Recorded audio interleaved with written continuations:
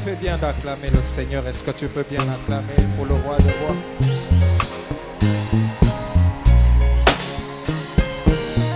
Est-ce qu'on peut acclamer pour Jésus?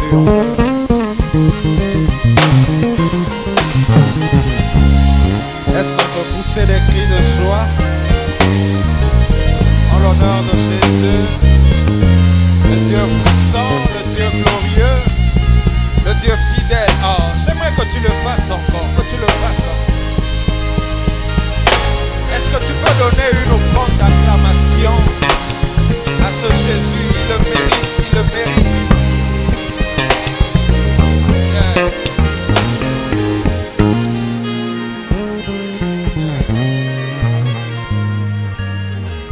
Salut 2-3 personnes à côté de toi pendant que tu es en train de te rasseoir. Fais-le avec joie s'il te plaît. C'est un dimanche, un très bon dimanche d'ailleurs.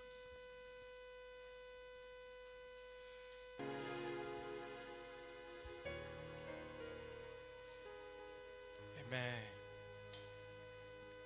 Bon dimanche à tous. Je disais bon dimanche. Que Dieu vous bénisse abondamment. Dis à ton voisin que le pasteur est de retour.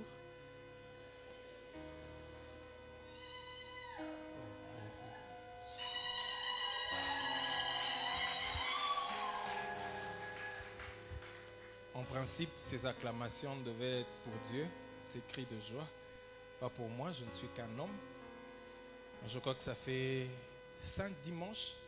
Je disais à quelqu'un, c'est le plus long moment de repos que j'ai pris depuis que l'église a commencé 3 ans maintenant. C'est la première fois que je fasse beaucoup de temps sans monter à la chair, ça m'a manqué. Mais aujourd'hui, je ne serai pas long. Peut-être je ferai 1h30 à 2h. Très content et très heureux, également très béni d'être là encore ce dimanche. Avant peut-être de passer au sermon de ce matin, j'aimerais personnellement remercier tous les ouvriers, tous ceux qui sont restés à travailler d'arrache-pied pour que l'œuvre continue. Merci à vous tous. Merci Papa et Emma. Merci à l'équipe de la chambre haute, Gaspard et les autres. Merci à ma femme. Je ne sais pas trop pourquoi, mais merci quand même. Merci à l'administratrice, maman Lisette. Merci à la chorale. Merci pour le travail que vous faites. Que Dieu vous bénisse abondamment. Est-ce qu'on peut acclamer le Seigneur, la chorale?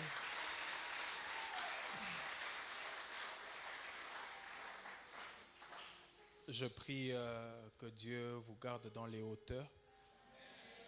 Vous savez, il y a eu une différence entre les bons et les meilleurs. Les bons le sont occasionnellement, mais les meilleurs le sont toujours. C'est ce qui fait la différence entre les bons joueurs et les meilleurs joueurs. Donc je prie que vous restiez meilleurs et je prie que Dieu vous garde encore très longtemps. Et je suis déjà de retour, hein? Donc cette semaine on commence un travail un peu acharné. Donc pratiquement toute la semaine je vais avoir des séances de travail avec les serviteurs, les ouvriers de cette église, parce que Dieu m'a mis à cœur de commencer une session d'intercession pour ceux qui ont le cœur pour l'œuvre. Et je serai obligé d'avoir du temps individuellement avec certains, soit pour leur demander de s'asseoir d'abord, parce que je me suis rendu compte qu'il y en a qui s'attirent des malédictions pour rien. La Bible dit que maudit est celui qui fait l'œuvre de Dieu avec négligence.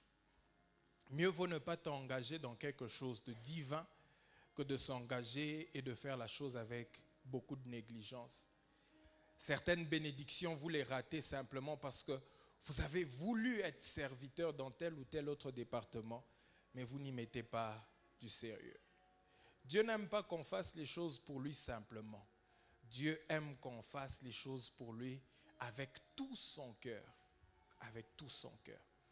Alors j'ai vu que certains peut-être n'avancent pas dans leur vie simplement parce qu'ils se sont engagés, mais n'ont pas respecté l'engagement. Alors je veux vous aider d'autres personnes à se désengager carrément. Vous savez, il y a d'autres personnes qui ont peur de mourir de honte. Ils disent, les gens verront comme si j'ai abandonné. Non. Il y a d'autres personnes, on va les réorienter. Ils sont peut-être dans un mauvais département, mais ils ont probablement le souci pour l'avancement de l'œuvre. Comme à la chorale, si tu n'as pas une voix pour chanter, ça fait plus de 2 ans que tu as la chorale, mais même le président Gaspard ne t'a jamais donné le micro pour faire même... Je crois qu'on va te réorienter. On n'a pas le temps à perdre. Mieux vaut que tu prennes tes dons, tes capacités, tes talents, que tu les utilises à bon escient dans le département où tu seras le plus utile. On ne veut pas gonfler de nombre. Parfois, je regarde dans le groupe des ouvriers, 200 personnes. Ouh!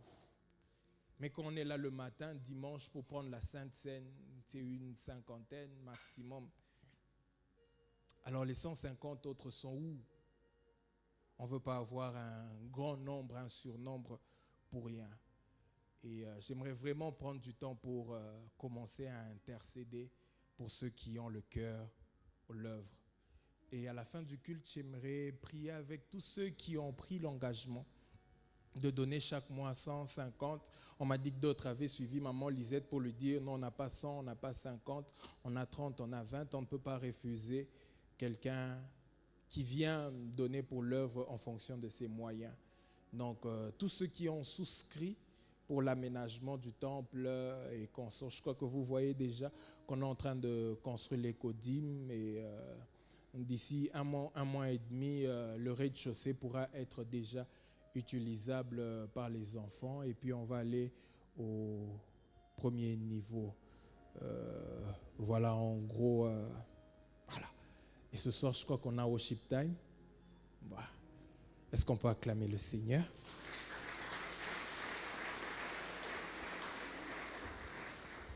Quelqu'un m'a dit, mais est-ce qu'on ne peut pas prier pour ceux qui sont dans l'entrepreneuriat, les entrepreneurs?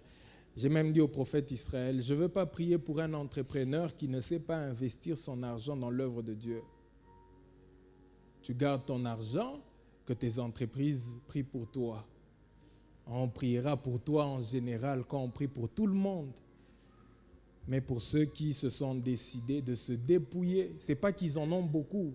Je connais d'autres qui n'en ont pas pratiquement assez. Mais ils ont décidé de se sacrifier pour que l'œuvre de Dieu avance. Parce qu'on ne vit que pour Dieu. Amen. Rapidement, prenons nos Bibles, Apocalypse chapitre 12, versets 7 à 9. Apocalypse chapitre 12, versets 7 à 9. Il y eut guerre dans le ciel, Michel et ses anges combattirent contre le dragon. Et le dragon et ses anges combattirent, mais ils ne furent pas les plus forts. Et leur place ne fut plus trouvée dans le ciel.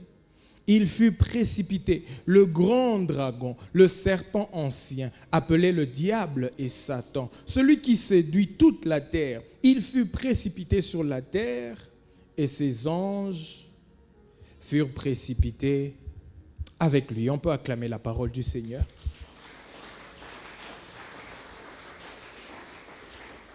Alors, depuis un bout de temps, on est en train de parler de la conquête, depuis le début de l'année, mais depuis un mois et demi, on parle du combat spirituel.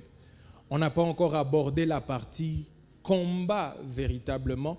On est encore en train de parler des préalables. Il faudrait que l'on comprenne tout ce qu'il y a tout autour du combat spirituel afin de mener le bon combat spirituel. Le diable nous attaquera toujours. Notre ennemi, Lucifer, sera toujours là contre nous. Jamais il ne sera de notre côté. Il sera là, il va se lever pour combattre. Je ne sais dans quel domaine, la santé, les études, le mariage, les finances et consorts. Il se lèvera pour combattre. Mais une telle personne, une telle créature, comment lui résister? Comment le combattre? La Bible nous donne et des stratégies et des préalables et la manière dont nous devons nous préparer à ce combat spirituel. Et là, on est en train de parler de comment le diable nous attaque. Comment le diable vient pour nous combattre. Comment il se déguise. Comment il fait pour faire tomber les enfants de Dieu. Et on a dit qu'il y a 4 façons par lesquelles le diable nous attaque. Je ne vais pas revenir sur ce dont on a parlé les autres dimanches. Il y a 4 façons. Le diable nous attaque premièrement comme le serpent, deuxièmement comme le dragon, troisièmement comme le diable, quatrièmement comme Satan. Notre ennemi nous attaque de ces 4 manières. Serpent, dragon, diable, Satan. Et aujourd'hui, j'aimerais commencer par la première attaque, la plus ancienne, la plus vieille des attaques du diable, l'attaque du serpent. Je crois que c'est même pour ça que Jean dans Apocalypse l'appelle le serpent ancien. Le serpent ancien.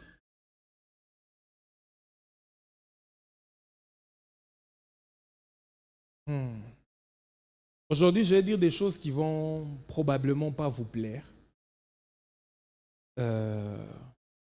Parce que je me suis rendu compte que sur 100% des choses qui nous arrivent, même quand le diable arrive à nous avoir, nous sommes responsables au moins à 75%.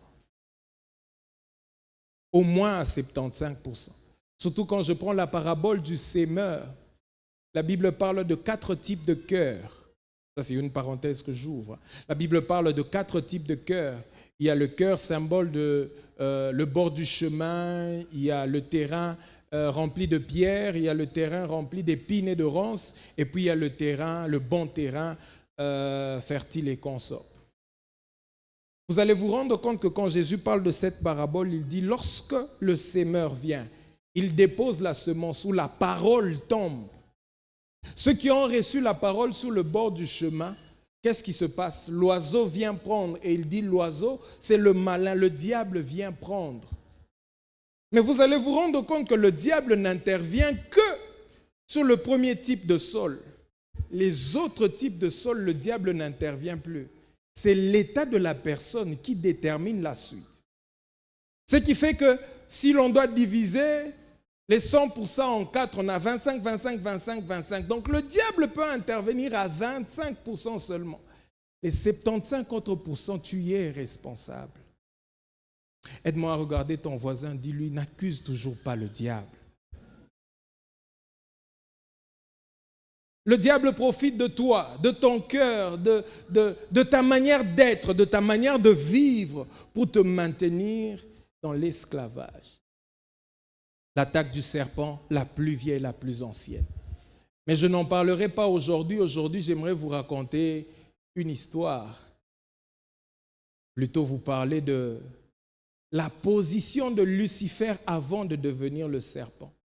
Il faudrait que vous arriviez à comprendre la nature du combat spirituel. Qu'est-ce qui est arrivé? Qu'est-ce qui a dénaturé le diable? Et comment le diable fait pour nous dénaturer et nous vaincre dans le combat? Lisons rapidement 2 textes. Ézéchiel chapitre 28, verset 11 au verset 18. Et Ésaïe chapitre 14, verset 11 au verset 16. Ézéchiel chapitre 28, verset 11 à 18. Ésaïe chapitre 14, verset 11 à 16. Ézéchiel 28, verset 11, la Bible dit « La parole de l'Éternel me fut adressée en ces mots. Fils de l'homme, prononce une complainte sur le roi de Tyr. Tu lui diras, ainsi parle le Seigneur, l'Éternel. Tu mettais le sceau à la perfection. Tu étais plein de sagesse, parfait en beauté. Tu étais en Éden, le jardin de Dieu. Tu étais couvert de toute espèce de pierres précieuses, de sardoine, de topaze, de diamant, de chrysolite, d'onyx, de jaspe, de saphir, d'escarboucle, d'émeraude et d'or. Tes tambourins et tes flûtes étaient à ton service, préparés le jour où tu fus créé. Tu étais un chérubin protecteur, aux ailes déployées. Je t'avais placé et tu étais sur la sainte montagne de Dieu. Tu marchais au milieu des pierres étincelantes. Tu as été intègre dans tes voies depuis le jour où tu fus créé jusqu'à celui où l'iniquité a été trouvée chez toi. Par la grandeur de ton commerce, tu as été rempli de violence et tu y as péché. Je te précipite de la montagne de Dieu et je te fais disparaître, chérubin protecteur, du milieu des pierres étincelantes. Ton cœur s'est élevé à cause de ta beauté. Tu as corrompu ta sagesse par ton éclat. Je te jette par terre, je te livre au roi. Ésaïe, chapitre 14. À partir du verset 11 jusqu'au verset 16. Ta magnificence est descendue dans les séjours de mort, avec le son de tes luttes. Sous toi une couche de vers, et les vers sont ta couverture. Te voilà tombé du ciel, astre brillant, fils de l'aurore. Tu es abattu à terre, toi le vainqueur des nations. Tu disais en ton cœur, je monterai au ciel, j'élèverai mon trône au-dessus des étoiles de Dieu, je m'assierai sur la montagne de l'assemblée à l'extrémité du septentrion. Je monterai sur les sommets des nues, je serai semblable au Très-Haut. Mais tu as été précipité dans le séjour des morts, dans les profondeurs de la fosse. Ceux qui te voient fixent sur toi leur regard, ils te considèrent attentivement. Est-ce là l'homme qui faisait trembler la terre et qui ébranlait les royaumes? C'est juste un rappel pour certains et d'autres apprendront un peu plus aujourd'hui. Essayons de comprendre comment Lucifer est devenu serpent ancien, diable, dragon, Satan. Et pourquoi il combat l'homme? Pourquoi il est tellement acharné contre l'humanité? Les deux textes que nous venons de lire parlent premièrement des rois de la terre qui étaient puissants à leur époque. Mais c'est comme une allégorie, de manière symbolique, de manière imagée, où Dieu est en train de montrer la position de ces rois sur terre semblable à la position de Lucifer quand il était au ciel et les choses qui ont fait à ce qu'il tombe. Et pendant que je lisais, je crois que j'ai envoyé le document aux intercesseurs parce que j'aimerais bien qu'on partage avec eux sur ça. Pendant que je lisais le texte, l'Esprit était en train de me parler de beaucoup de choses. Vraiment de beaucoup de choses. Et je me suis rendu compte, je ne sais pas si mes statistiques sont correctes, mais je me rends compte que sur 100% des chrétiens, 90% ont des sérieux problèmes dans leur marche avec Dieu. Et j'ai peur que ce jour-là, nous soyons très peu à aller au ciel. Cette génération a commencé petit à petit à s'égarer, à se perdre, parce que le diable s'est tellement infiltré dans l'Église et c'est un sérieux problème. Je peux avoir un amen? Je peux avoir un amen? Alors, Dieu est en train de donner les caractéristiques de Lucifer. Lucifer, l'ange de lumière. Ce qu'il faisait au ciel, c'est qu'il était, quelle position il avait au ciel. La Bible en donne, quand vous lisez Ésaïe et Ézéchiel, pratiquement 9. Première caractéristique, il était un modèle de perfection. Notre ennemi qui nous combat quand il était auprès de Dieu, il était un modèle de perfection. Louis Séguin dit, tu mettais le sceau à la perfection. Mais français courant et paroles de vie disent, tu étais un modèle de perfection. Au milieu des anges, symbolisés ici par les pierres étincelantes, au milieu de ces anges, Lucifer était un modèle de perfection. Il était rempli de sagesse. Deuxième caractéristique, rempli de sagesse. Ouf. Troisièmement, il était parfait en beauté. C'est comme si quand Lucifer marchait au ciel, les autres anges disaient « Quelle beauté !» Et regarde, il dit « Mais c'est pas possible !» Comment il peut être si beau à ce point? Quatrièmement, il était recouvert de pierres précieuses. Diamants, or. Il y a d'autres pierres précieuses que certains ne connaissent pas. Chrysolite, émeraude, escarboucle, onyx. L'émeraude à quelle couleur? L'onyx? La géologue, la géologie. Tout ça, passé, non, on a fait la géologie. Bien, la géologie de la RDC, on étudie seulement le cuivre et le cobalt. Recouvert de pierres précieuses. Cinquièmement, il chantait d'une façon magnifique. Quand il chantait, c'était waouh.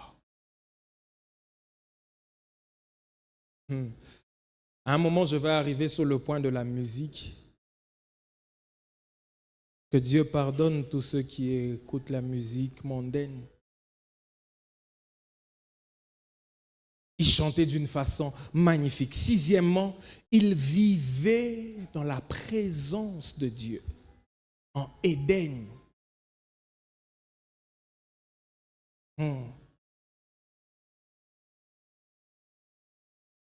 Septièmement, il était intègre. Il était intègre. Quand on parle d'intégrité ici, on dit qu'il était intact, il était entier, il était droit, il n'était pas abîmé, il était irréprochable. Ça, c'est l'ennemi que nous combattons ou qui nous combat. Nous n'avons pas à lutter contre la chair et le sang. Mais voilà les caractéristiques de cet être quand il était à côté de Dieu. Il était intègre. Tu penses que tu connais l'intégrité plus que le diable?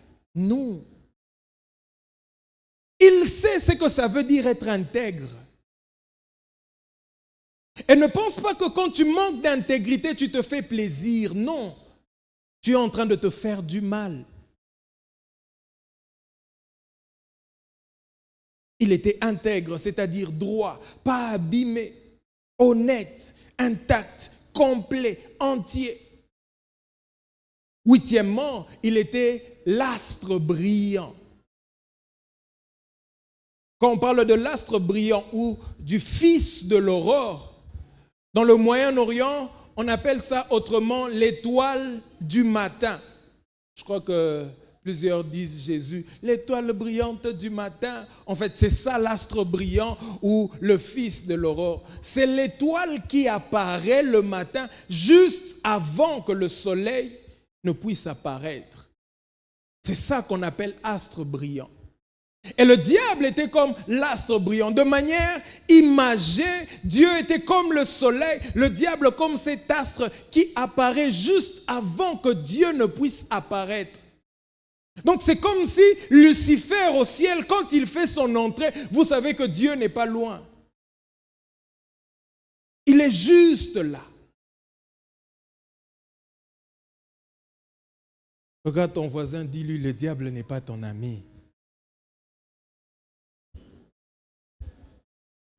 Il y a des gens au milieu de nous ici qui n'ont jamais senti la présence de Dieu. Mais le diable y a vécu. En swahili facile, il était le kitobo de Dieu.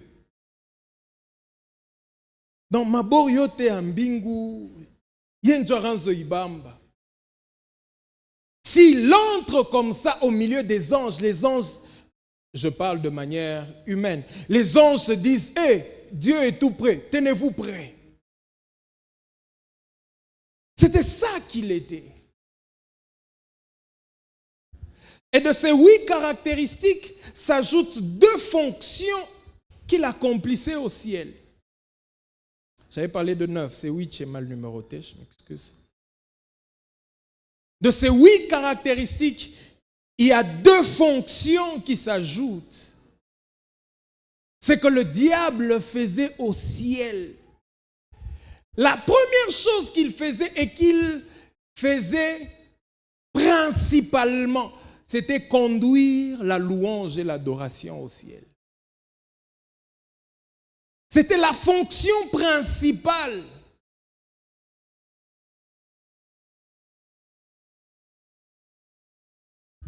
Il chantait pour Dieu.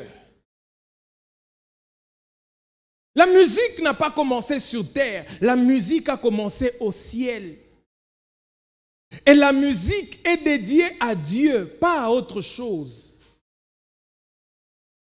Toute musique qui ne chante pas pour Dieu est pervertie. Toute musique qui ne chante pas et ne glorifie pas Dieu,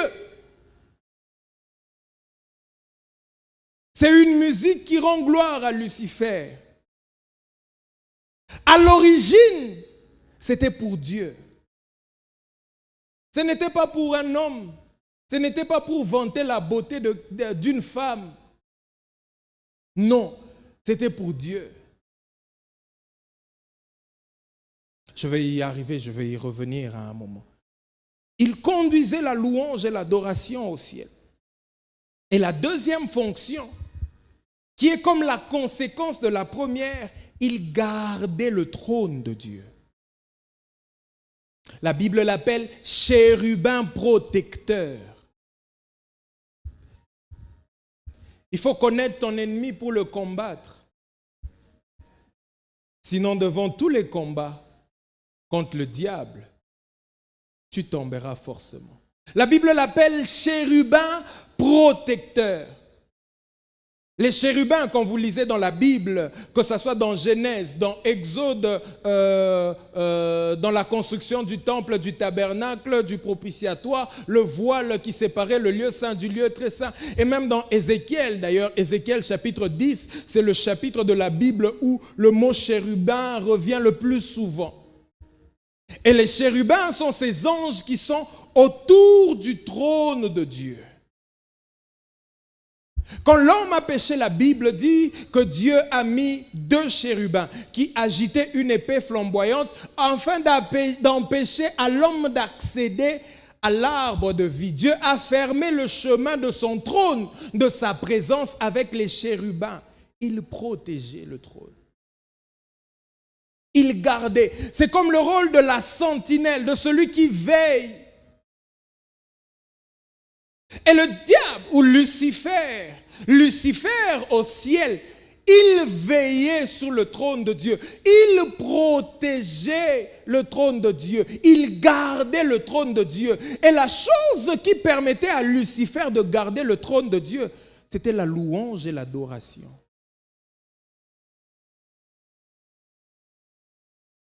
Ainsi, la musique au ciel était comme un dôme que Lucifer libérait pour entourer la présence de Dieu, pour entourer le trône de Dieu.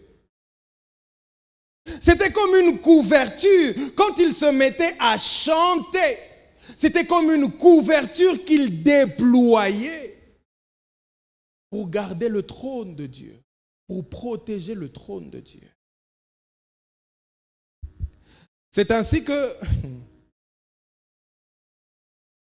quand il a été précipité, dans Ésaïe chapitre 14, le verset 11, quand il a été précipité, la Bible dit « Ta magnificence est descendue dans le séjour des morts avec le son de tes luttes. » La chose pour laquelle Dieu insiste pour nous montrer que le diable est tombé avec, c'était la musique.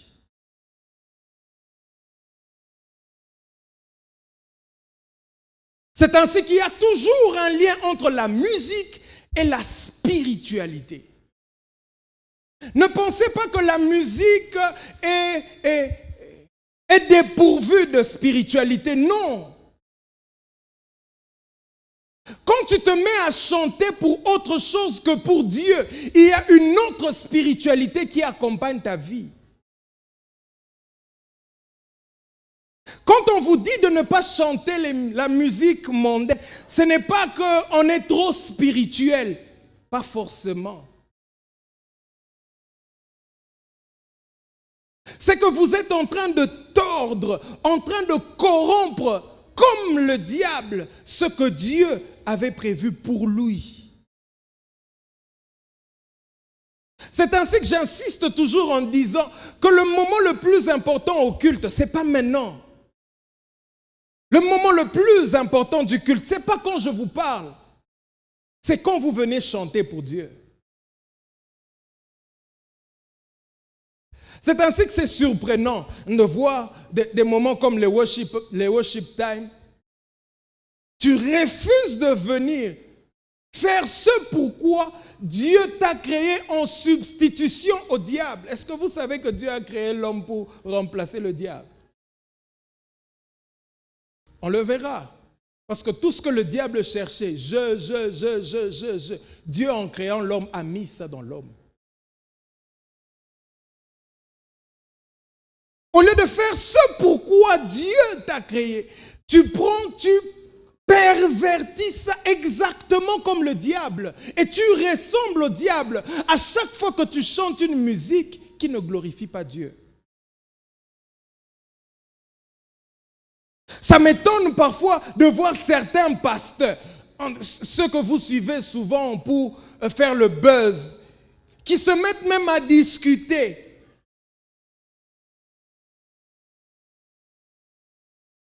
C'est triste. C'est vraiment triste pour l'Église aujourd'hui.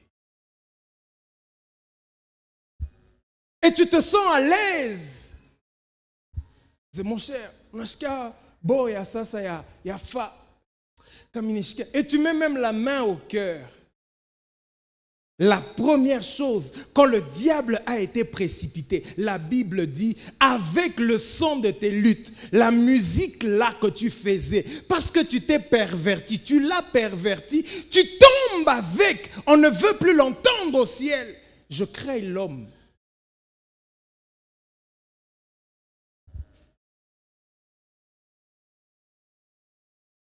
J'aime ce silence. Il y a beaucoup de gens, je le sais, je peux même le sentir dans mon esprit. Plusieurs personnes au milieu de nous se pervertissent normalement avec ce genre de musique. Et ils ont normalisé ça. Donc, retiens que quand Lucifer a été précipité, Dieu l'a chassé avec la musique. Ainsi, toute musique qui ne glorifie pas Dieu est pervertie. Retiens également que la musique a pour origine le ciel et est faite pour Dieu, pas pour quelqu'un. Un jour, j'ai entendu quelqu'un discuter. Il dit non, même David avait composé un chant. C'est à la mort de qui là, il a composé. Je dis, mais David n'a jamais chanté pour un homme. La circonstance, la mort de quelqu'un, poussait David à chanter pour Dieu. Parce que dans toutes les circonstances de sa vie, David pouvait voir la main de Dieu et la grandeur de Dieu quelque part. Et vous comprendrez pourquoi le plus gros livre de la Bible, ce sont des cantiques. Dieu aime que l'on chante pour lui. Dieu aime la louange et l'adoration. Il aime ça. Alors quand tu viens au culte à 10 heures, tu as raté le moment le plus important. Le moment le plus important. Alors comment quelqu'un qui était si parfait, si pur, si intègre, si honnête, si droit. Comment quelqu'un qui chantait merveilleusement pour Dieu seul. Comment quelqu'un qui par sa musique déployait une couverture sous le trône de Dieu est devenu le serpent ancien, le dragon, le diable, Satan. La Bible parle de deux choses. Et c'est ça que le diable fait quand il vient vers les enfants de Dieu pour les combattre. En fait, ce que le diable vise, c'est que nous fassions exactement comme lui. La première chose, c'est l'orgueil. L'orgueil. Ézéchiel 28, le verset 17, la Bible dit « Ton cœur s'est élevé à cause de ta beauté et tu as corrompu ta sagesse par ton éclat. » L'orgueil. L'orgueil, c'est lorsque l'on arrête de se concentrer sur Dieu et on commence à se concentrer sur soi-même. C'est ce qui est arrivé au diable, à Lucifer. Il a arrêté de se concentrer sur Dieu. Il a commencé à se concentrer sur lui. Il n'a plus fait de Dieu sa priorité. C'était lui qui était devenu la priorité. Dieu qui devait recevoir la louange venant de Lucifer, il a voulu que lui-même reçoive cette louange. Dieu qui était élevé au-dessus de toutes les créatures, lui, il a voulu qu'il soit élevé. Il a commencé à regarder à sa beauté, à son éclat. Et il s'est rendu compte qu'il avait de la valeur, de l'importance et qu'il pouvait devenir quelque chose ou quelqu'un. Le don est devenu plus important que le donateur. La richesse est devenue plus importante que Dieu. Le mariage est devenu plus important que Dieu. Les enfants sont devenus plus importants que Dieu. Je n'ai jamais compris cette chose avec les chrétiens. Je ne comprends pas cette chose. Comment pour justifier vos absences, votre irrégularité, et à l'église, et dans vos programmes personnels avec Dieu, vous avez comme raison les enfants? Même les mêmes enfants avec le même âge. Quand vous trouvez du travail, vous trouvez une solution pour les enfants. Mais pour Dieu, vous ne trouvez pas de solution. La Bible dit, Dieu résiste aux orgueilleux. L'orgueil fait de toi ennemi de Dieu. Ce n'est plus le diable qui te combat, c'est Dieu lui-même qui te résiste. Parce qu'à chaque fois que Dieu regarde un orgueilleux sur terre, il a l'impression de revoir le diable quand il était au ciel.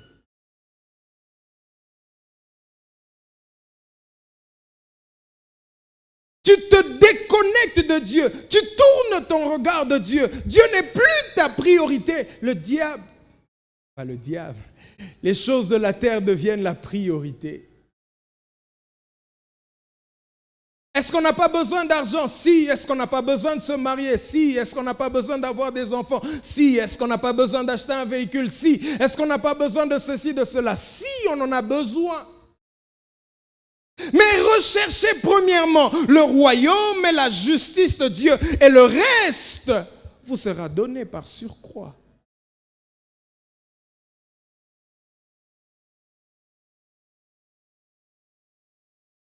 Regarde encore ton voisin, dis-lui, n'accuse toujours pas le diable. Et ben voilà, c'est là qu'en lisant, je me suis rendu compte que le diable était bête. Qui lui a donné la beauté? Qui lui a donné l'éclat?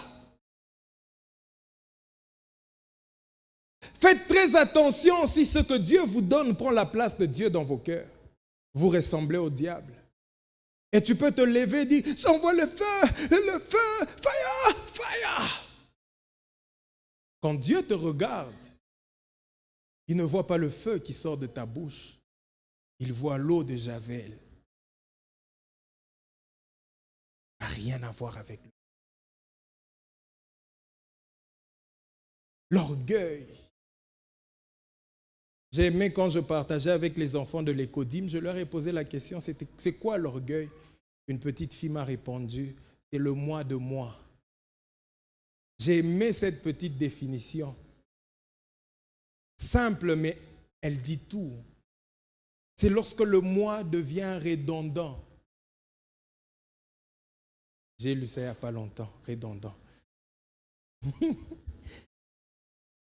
Quand ça commence à revenir très souvent, moi Seigneur, moi Seigneur, moi.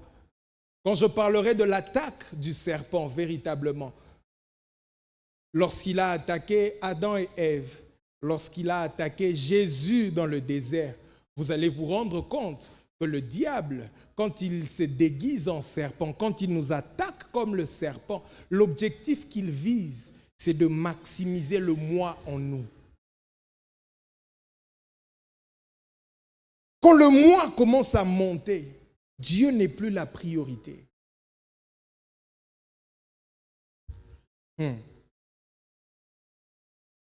Je monterai, je m'asseoirai, je serai semblable au Très-Haut. C'est ça qu'il visait. La deuxième chose, c'est la rébellion, qui certes est la conséquence de l'orgueil. Mais quand on parle de rébellion ici, on parle de la désobéissance ou de faire ce que bon vous semble. Vivre par soi-même, marcher par soi-même, concevoir sa vie comme on veut. Vous savez, il y a des gens qui ont des principes, entre guillemets, ils appellent ça les principes de sagesse, mais ça n'a rien à voir avec la pensée biblique de Dieu. Comment tu peux vivre ta vie par toi-même? Tu cherches à te faire plaisir toi-même et tu ne cherches pas à faire plaisir d'abord à Dieu. Je suis désolé de venir vous dire ce matin que votre véritable plaisir, vous l'obtiendrez lorsque vous ferez plaisir à Dieu. Tu ne vis pas pour ton plaisir, tu vis pour le plaisir de Dieu. Quand Dieu est heureux, quand Dieu est joyeux, il répand dans ta vie sa joie et sa force. Ce n'est plus moi qui vis, c'est Christ qui vit en moi. La rébellion arrive lorsqu'il y a une autre volonté que celle de Dieu. Avant que Lucifer ne dise dans son cœur qu'il allait prendre la place de Dieu, il n'y avait qu'une seule volonté. Il n'y avait, j'insiste encore, qu'une seule forme de musique. Tout était fait pour Dieu, tout était centré sur Dieu.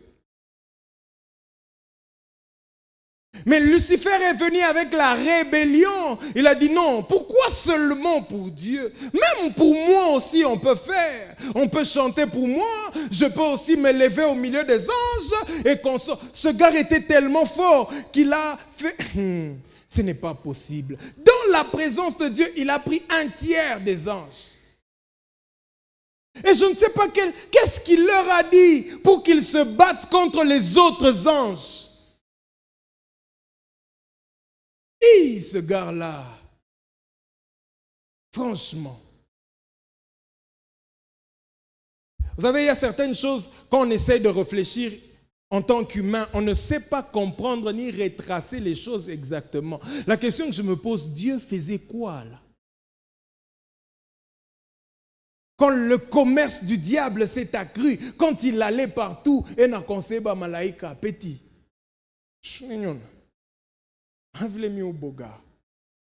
Bon, si c'est un homme, bien sûr.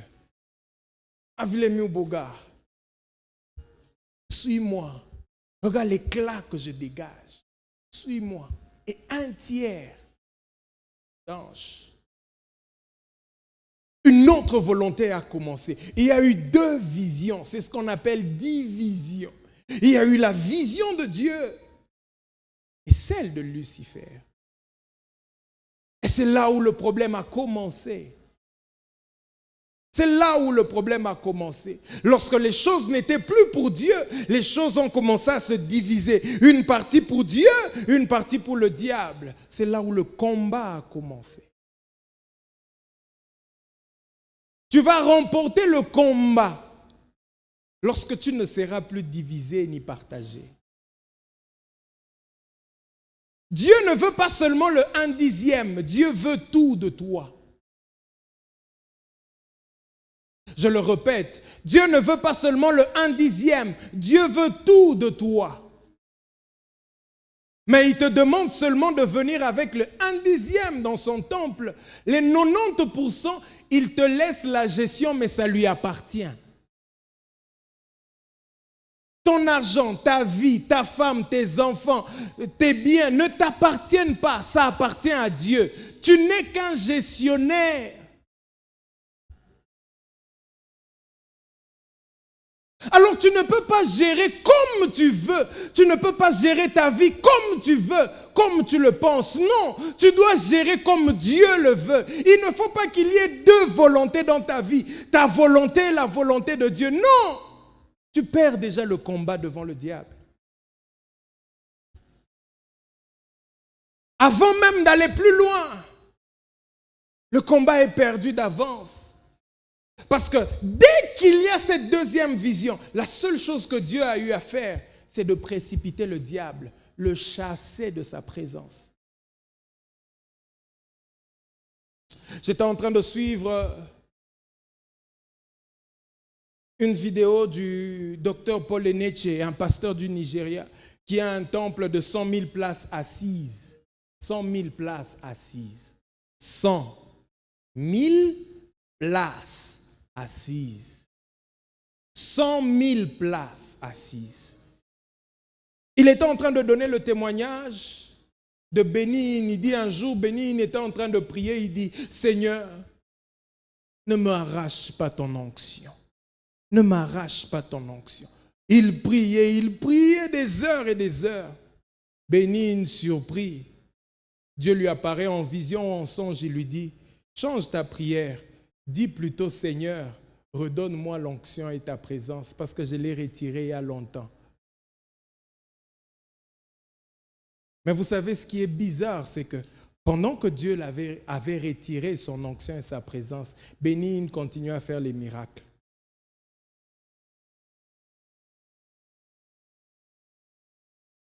Docteur David Kateba dit, le diable est comme un général d'une armée à qui on a juste arraché la fonction, mais il n'a pas perdu les stratégies.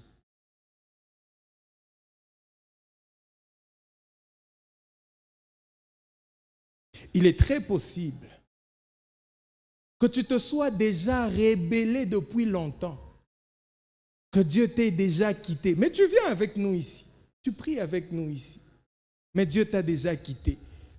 On va faire un exercice. Regarde ton voisin, ne lui dis rien. Maintenant, intérieurement, pose-toi la question, Dieu l'a déjà quitté ou bien Dieu n'est jamais venu?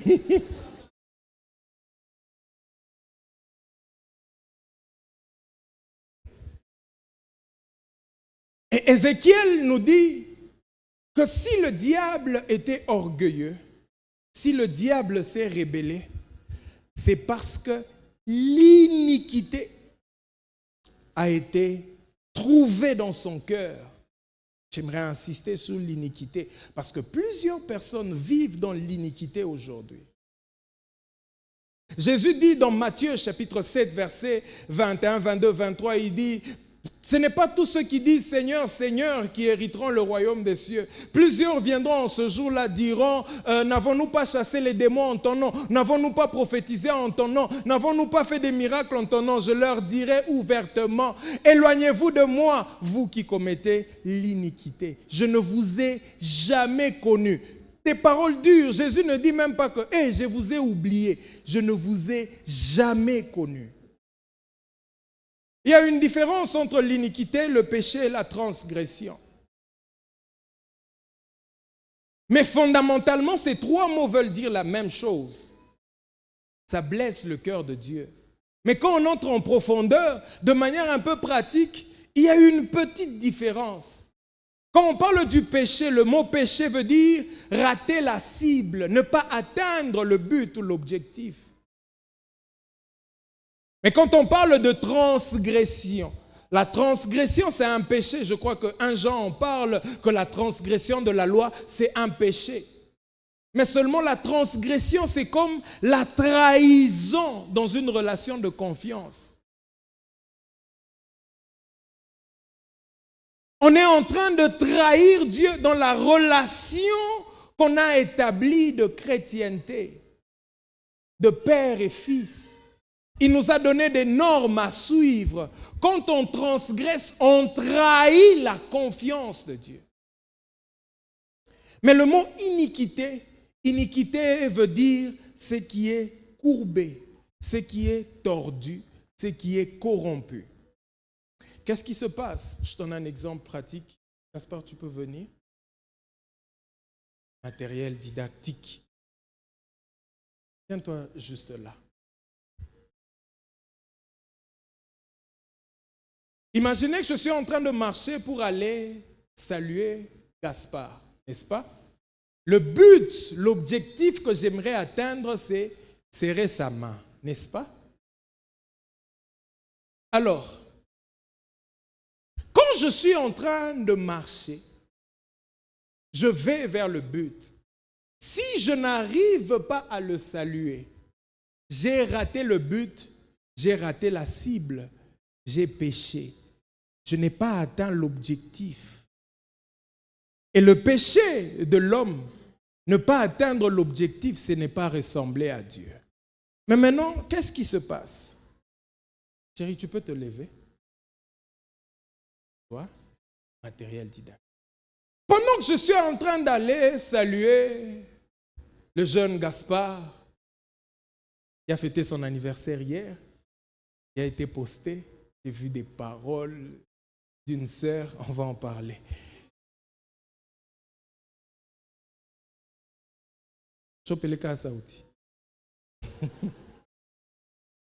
Pendant que je vais saluer Gaspard, je vois une beauté passer. J'ai pris l'exemple de ma femme, Djoumouchi. Je dis non, pasteur Arisema, c'est où dada où il y a une beauté. Je prends de longues mambo, ni bibiangu. Alors, pendant que je vais, au lieu de me concentrer sur l'objectif, je commence à regarder dans la main. Je commence à regarder et puis je pars. Le fait de la regarder en la convoitant, j'ai transgressé. Et quand je transgresse, je rate l'objectif. Mais qu'est-ce qui m'a poussé à transgresser?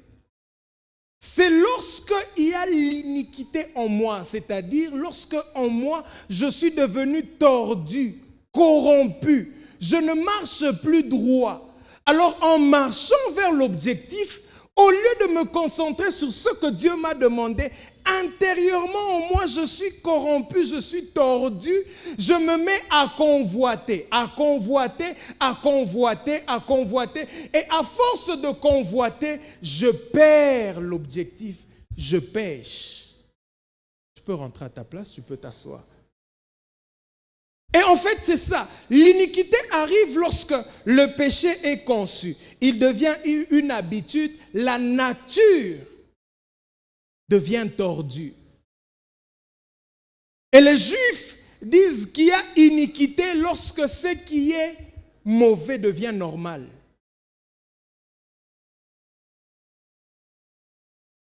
Lorsque ce qui est non toléré commence à être toléré. Et plusieurs personnes sont restées dans ça. Tu vois comment tu tolères ton accoutrement bizarre? Ce qui est anormal commence à devenir normal. C'est de l'iniquité. Tu vois comment tu tolères le mensonge? C'est devenu normal. Il y a des gens qui mentent à l'église. Ils mentent à la chair. Ils donnent un témoignage de lui. Personne ne t'a forcé de donner ce témoignage. Mais un faux témoignage. Pourquoi?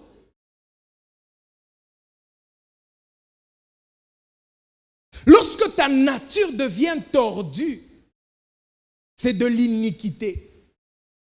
Et les personnes qui vivent dans l'iniquité, ça veut dire qui ont pris ce qui est anormal, ça devient normal. Il y a une chose qui est devenue anormale à l'église aujourd'hui, plutôt qui est devenue normale à l'église pendant que c'est anormal. Vous n'avez pas remarqué que dans nos églises aujourd'hui, on fait plus des appels de fonds que des appels au salut?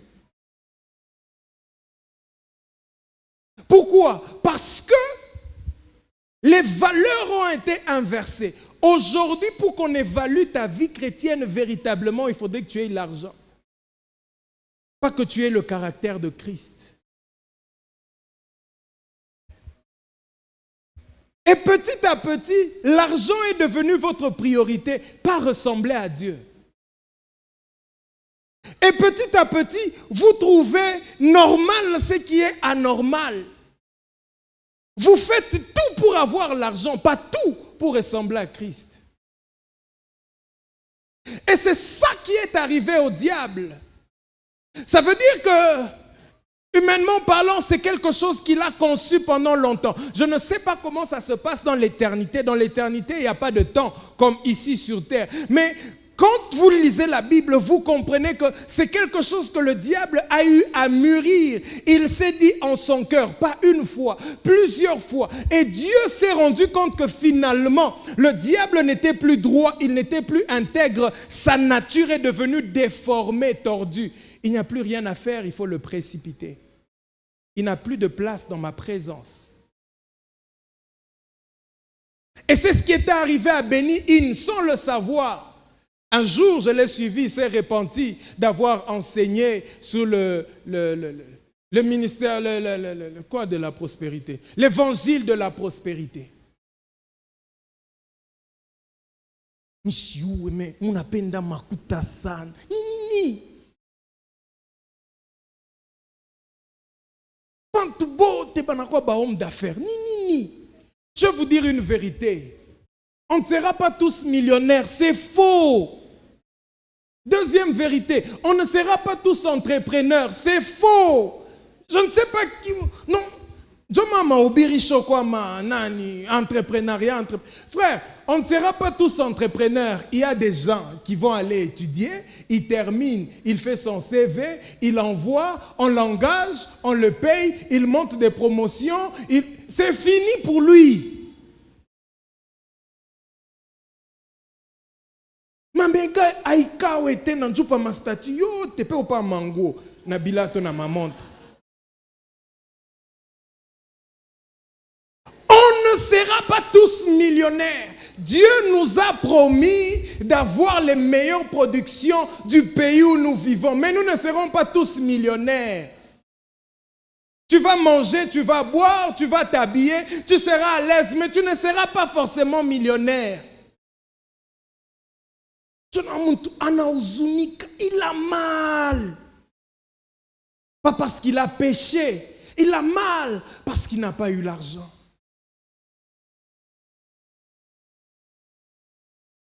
Et on se rend compte que l'iniquité est entrée dans les vies de plusieurs.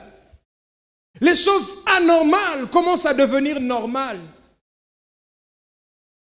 À un moment de ta vie, il y a des péchés que tu ne pouvais pas tolérer. Il y a des scènes de télé, des films que tu ne pouvais pas voir.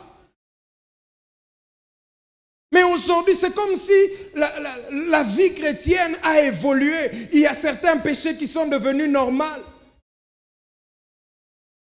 Même au milieu des hommes de Dieu, j'entends un homme de Dieu.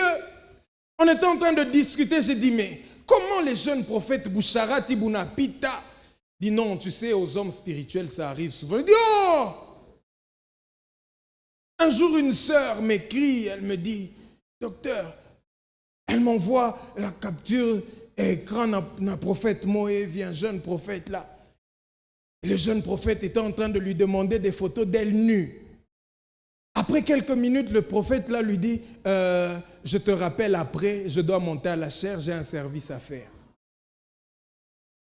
Et puis la sœur là, quand elle m'envoie et puis elle me dit, docteur, comment vous faites? J'ai dit, vous qui? Vous qui? Vous avec qui? Et bizarre, quand il monte, il voit, il ne doute pas, il voit.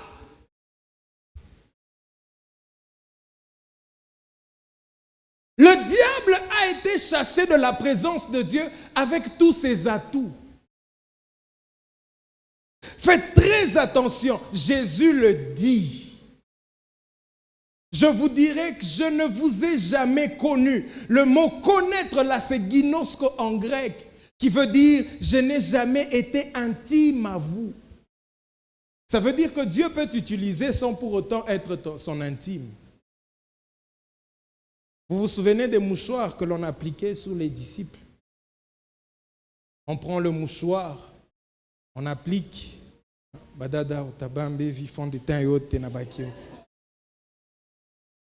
On applique et puis on va poser sur le malade. Le malade est guéri. Vous allez me dire que ce mouchoir ira au ciel. Ce n'est pas parce que tu as prié pour un malade, il est guéri, que tu iras forcément au ciel. C'est parce que tu es intime à Dieu que tu iras au ciel. Et aujourd'hui, le diable a fait ça. Il a laissé l'iniquité dans le cœur des chrétiens et il s'assoit tranquillement parce qu'il sait qu'il a déjà corrompu le système interne. Tu es déjà tordu. Ce n'est pas pour rien que dans 1 Jean 1,9, Jésus dit, plutôt, Jean dit, si nous confessons nos péchés, il est juste et fidèle pour pardonner les péchés, mais les iniquités, il fait quoi? Les purifier. C'est que quand nous avouons, le mot pardonner dans ce texte-là veut dire laisser tomber. Mais le mot purifier veut dire aller traiter le problème à la source. Il se rend compte que l'acte que tu as posé de rater la cible, en fait, n'est qu'une conséquence du fait que tu sois tordu.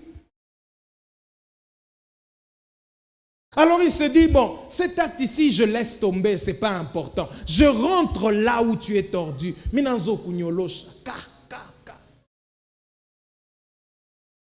Ne vous en faites pas. Si Jésus a récupéré Pierre et n'a pas récupéré Judas, c'est parce que Judas était inique.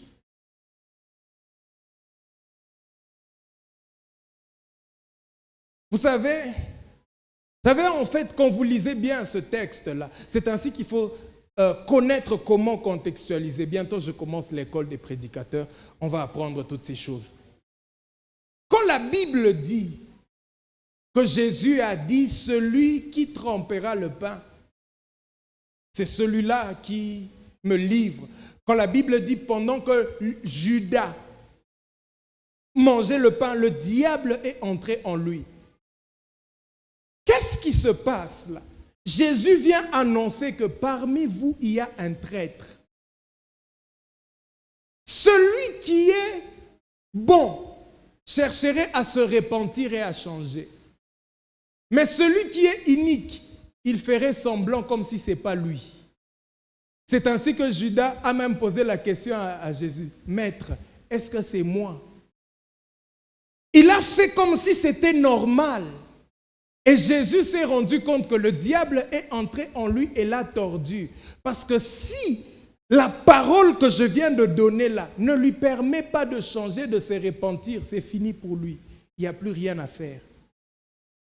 Vous voyez, même quand je suis en train de parler ici de la musique et qu'on sort, il y en a qui ont dit, c'est Bishiki Apaka, c'est de l'iniquité. Faites très attention.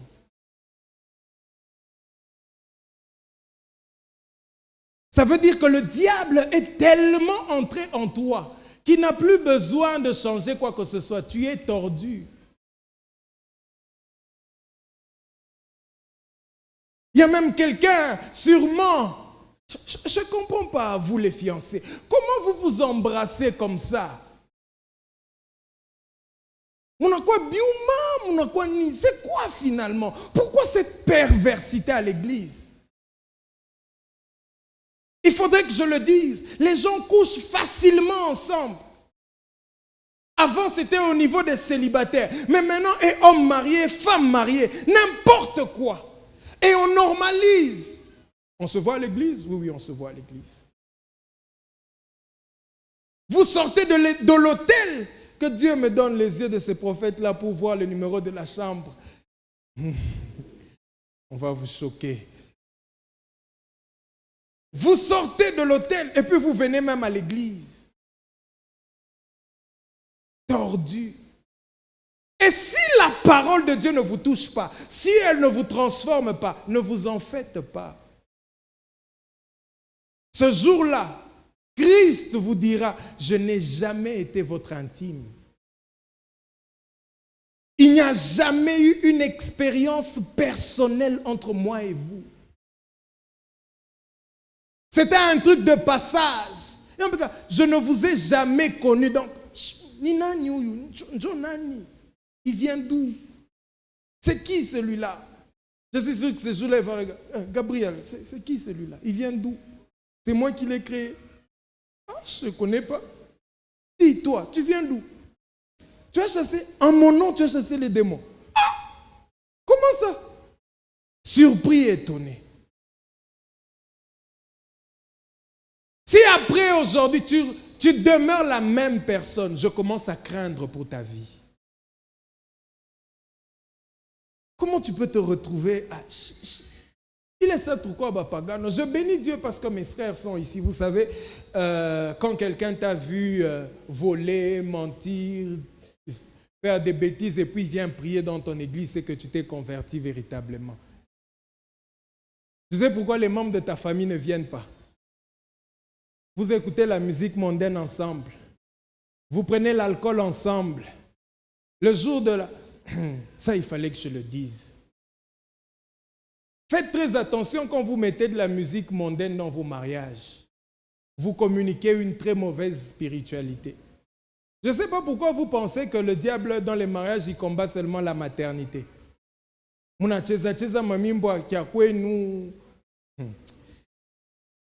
Ni le chikou ya mariage njo nakumbuka se ukutete la ukurundi. Léon njo nakumbuka se tu es de la tribu de Juda.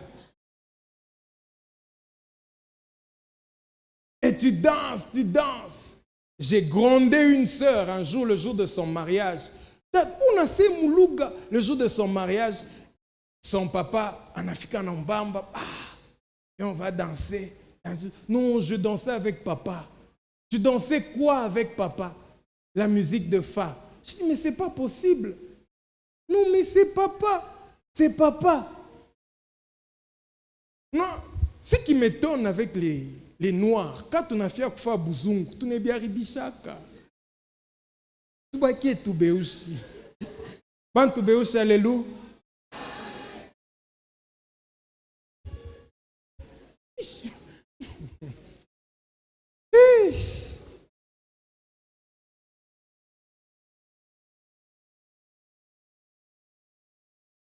Si nous confessons nos péchés, il est juste et fidèle pour les laisser tomber et purifier nos iniquités. Mais le problème, c'est qu'il faut confesser les péchés. Le mot confesser, homologueo, veut dire également parler ouvertement. Tu peux me cacher à moi, mais ne cache pas à Dieu. Ce n'est pas parce que Dieu sait que ce que tu as fait est mal qu'il te pardonne, non. C'est parce que tu reconnais que ce que tu as fait est mal et que tu as l'intention d'abandonner sincèrement, que tu vas vers lui pour avouer.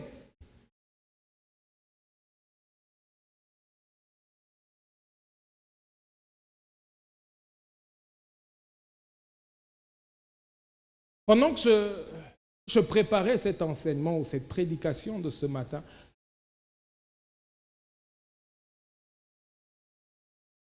il y a quelque chose que Dieu m'avait demandé de faire. Je crois que je m'arrête par là pour aujourd'hui. Curieusement, je me suis vu avancer également. Et je crois que cette nuit-là, je m'étais réveillé, j'ai prié. Il y a ce chant, monte un peu le volume. J'ai même dit à Gaspard, j'ai dit, ce chant ici, je l'ai senti dans mon cœur. Et j'ai dit à Dieu, Seigneur, un peu comme la remarque que Dieu avait faite à Bénigne, je ne veux pas te servir sans toi. Je ne veux pas marcher sans toi.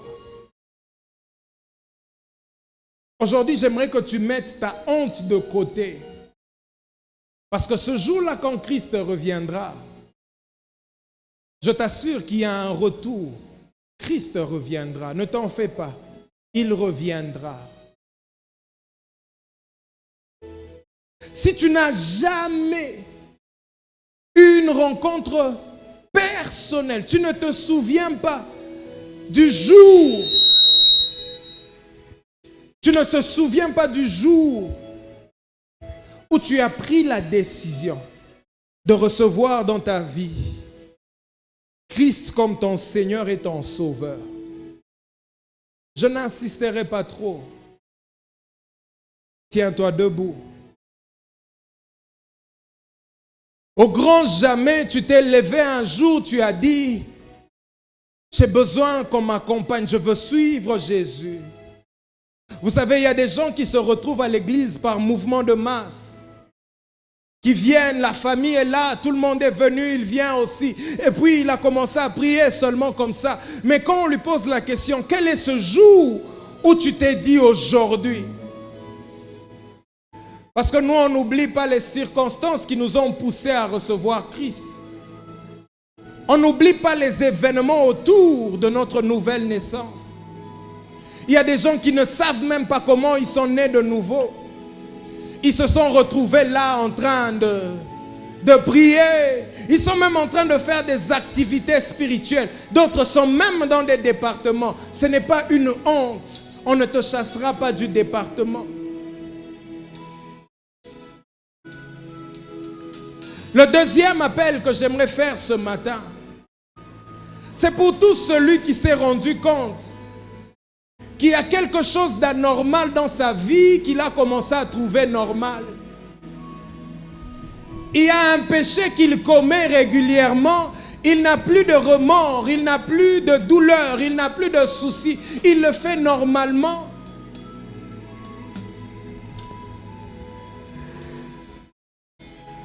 Il s'est rendu compte qu'il sait que ce qu'il fait est mal. Mais il a normalisé ça. Si tu es là également, tiens-toi debout. N'aie pas honte, s'il te plaît.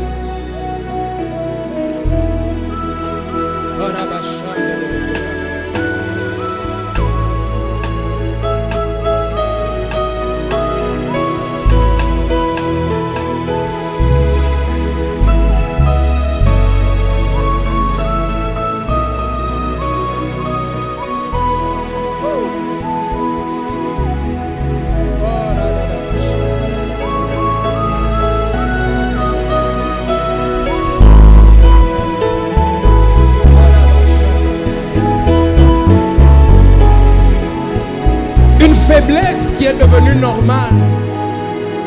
Il y a même des gens qui disent c'est ma faiblesse, c'est ma faiblesse. C'est comme ça que je suis. Je ne suis pas là pour être comme je suis là pour devenir comme Jésus. Ce que je suis ne m'emmènera nulle part. Ce que je suis ne fera rien de moi. C'est ce que Jésus est qui me changera. C'est ce que Jésus est qui me poussera à passer l'éternité avec Dieu.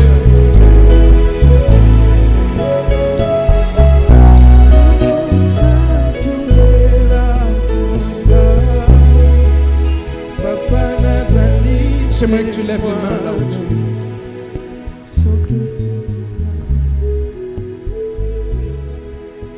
Pendant un moment, parle au Seigneur. Dis-lui, Seigneur, je reconnais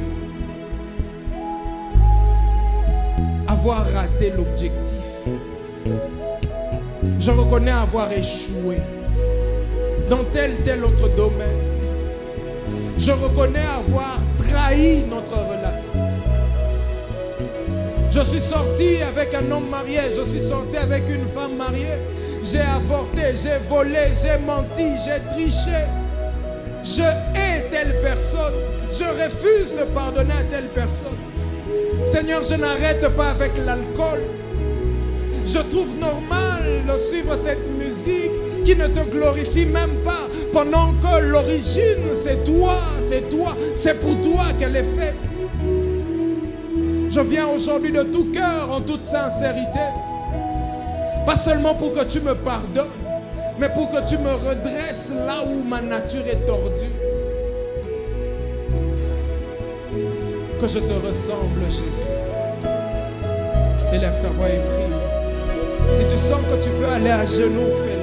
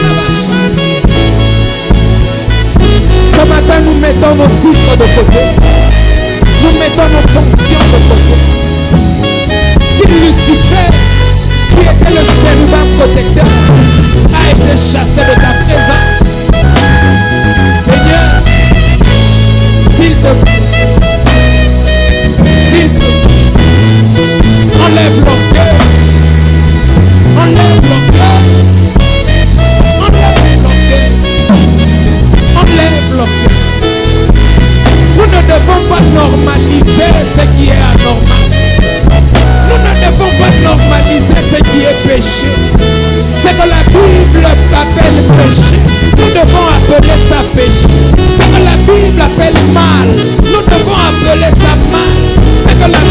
refuse. Nous devons refuser ça. Oh Dieu!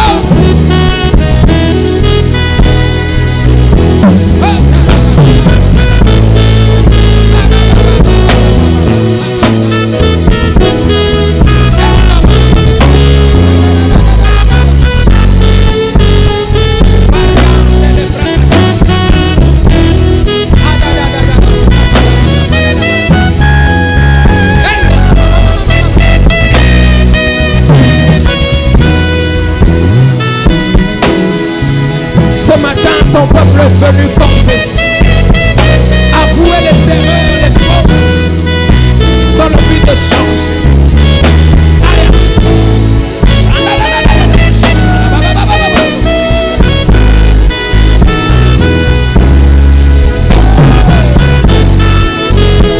Papa Nazali, c'est moi, non. Ça me dit qu'il y a un problème. Ça me dit qu'il y a un problème.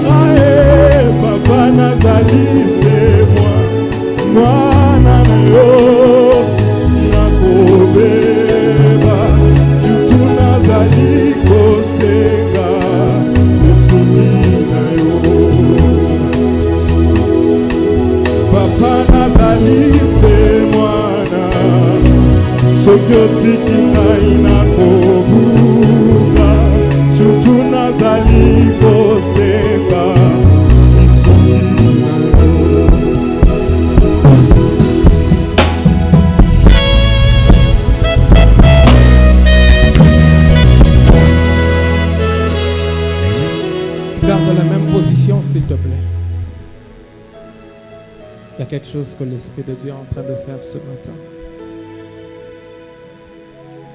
Je pouvais voir clairement dans mon esprit des personnes en train d'être délivrées Et Dieu me disait qu'il y a certaines personnes qui se retrouvent en train de refaire toujours la même chose, les mêmes erreurs, parce qu'il y a une puissance démoniaque. Ora de Bachat. Ora Bachat. All honor, all glory, all power. Ora da Bachat. Ora da Bachat. Ora da Bachat. Ora da Bachat. Melari da Bachat. Eli Baba Baba. Ela Baba Baba. Shandara Baba Baba. Ora Bachat et les Bragadas. Monte avec moi.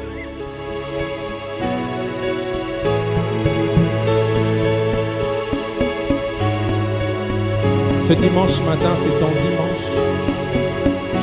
Il y a des choses qui ne reviendront plus. Ça s'arrête là. Ça quitte ta vie. Ça part, ça part, ça part, ça part.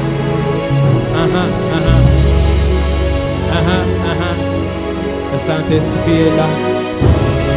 Le Saint-Esprit est là.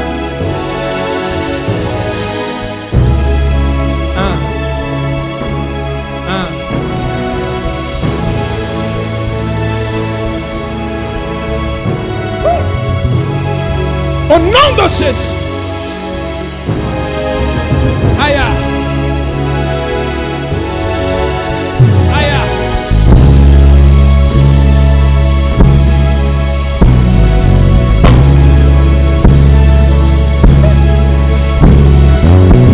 Je peux voir clairement des choses sortir des bouches de plusieurs. Des choses noires, bizarres, en train de sortir. Seigneur, je prie maintenant, au nom de Jésus, que ton feu,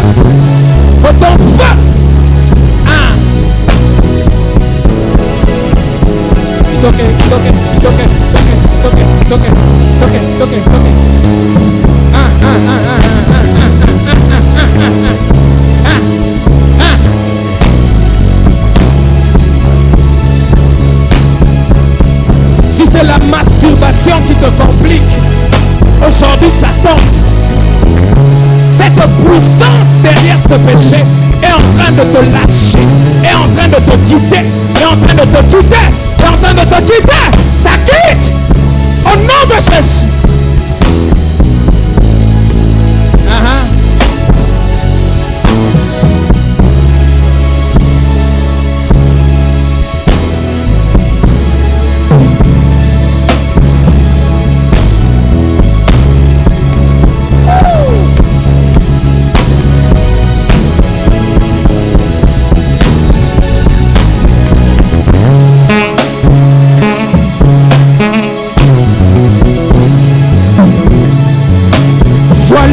Ce matin, libre de servir Dieu, libre de ressembler à Christ. Sois libre, sois libre, sois libre. Sois libre, sois libre, sois libre. Libre. Oui.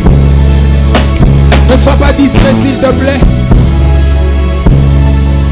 Ça peut être aujourd'hui, ton matin. Ça peut être aujourd'hui. Oh mon Dieu.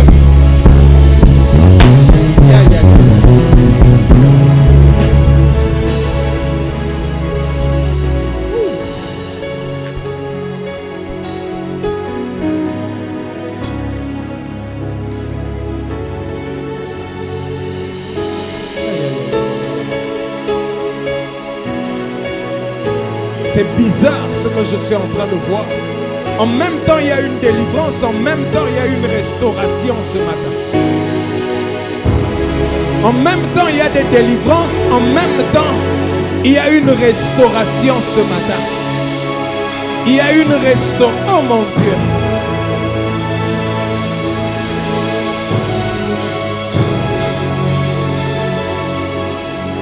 Merci pour ces chaînes qui tombent. Oh maman, maman, maman, chakabaya, baba, baba, baba, baba, baba, obada, batala, bada, basha, baba, baba, baba, sobana, bada, basha, baya, baba, baba, baba, baba, ali, baba, baba, brade, agogo,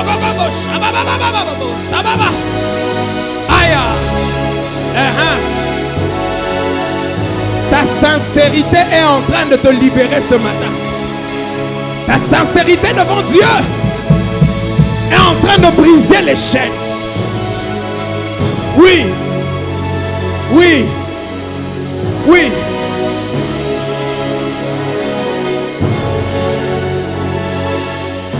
Oh mon Dieu.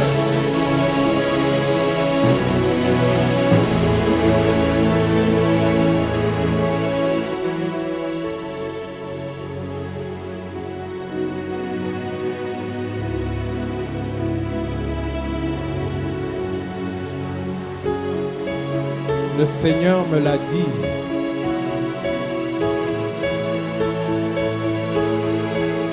C'est une nouvelle saison, une nouvelle phase qui commence.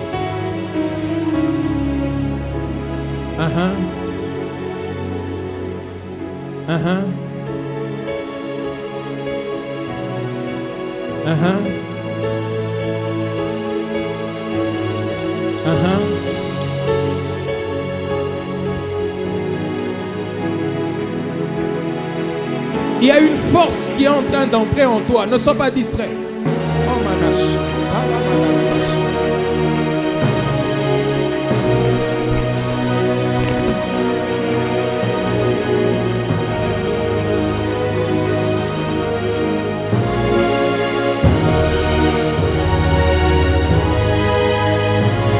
C'est ce matin, c'est ce dimanche. Oui, je vois d'autres qui sont à genoux. C'est ce matin.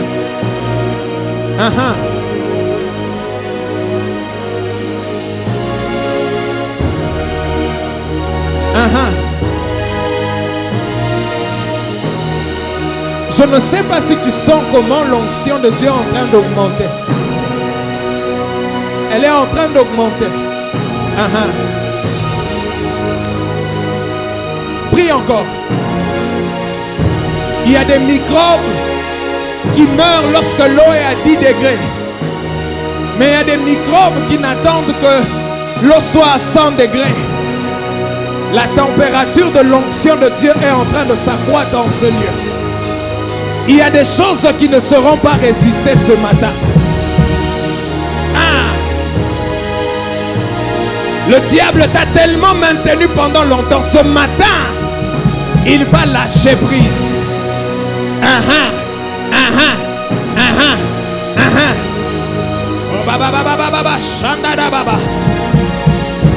Oh mon Dieu, oh mon Dieu, oh mon Dieu, oh mon Dieu, oh mon Dieu, oh mon Dieu, oh mon Dieu, oh mon Dieu, oh mon Dieu, oh mon Dieu, oh mon Dieu, oh mon Dieu, oh mon Dieu, oh mon Dieu, oh mon Dieu, oh mon Dieu, oh mon Dieu, oh mon Dieu.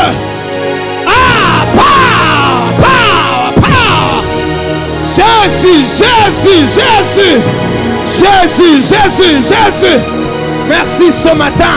Merci de ramener les cœurs. Merci de ramener les cœurs. Merci de ramener les cœurs. Merci. Merci. Merci d'imposer la crainte de Dieu. Merci. Oh, Shabababa. Akoma, kama, koma, makabaya, bakaba. Eh, n'a pas dit de kopa, baba, shabaya. Ondalika, kakakakaka.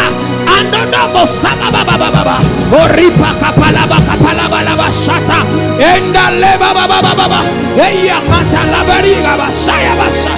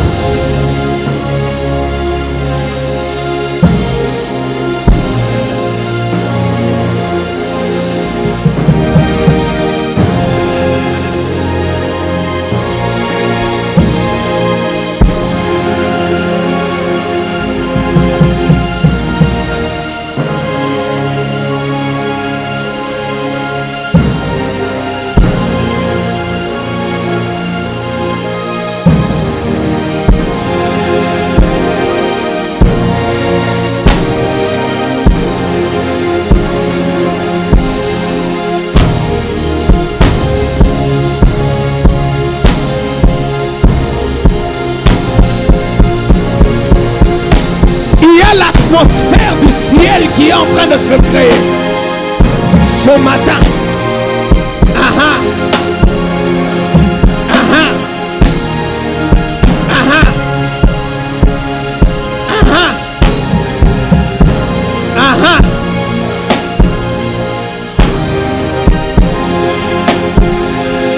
Aha. L'intimité est en train d'être restaurée. Oh mon Dieu. Oh mon Dieu. Oh mon Dieu. Aya shakamana na bashata. Iya mama shanda da bashata.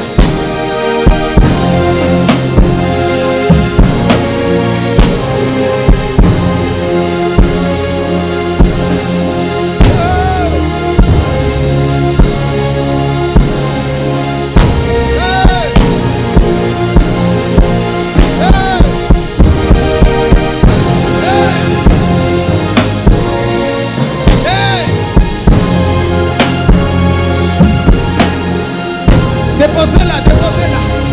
Si ton voisin tombe, aide-le seulement. Ne sois pas distrait, s'il te plaît. Je dis que ce matin, en même temps il y a des délivrances, en même temps il y a la restauration. Je ne sais pas ce que le dragon t'a volé. Je ne sais pas ce que le diable a dit contre toi. Mais je sais que lorsque nous confessons, car Dieu pardonne, Dieu oublie, Dieu restaure, Dieu délivre, Dieu te remet dans ton premier état.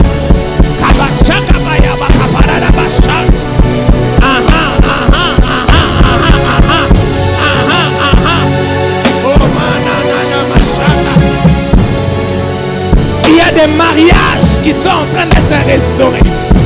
Il y a des maternités. Oh ma capanaba, Shamiboas, Imanimash, Delicondus, Kanumanatas, Randosila, et Patoshalabakata.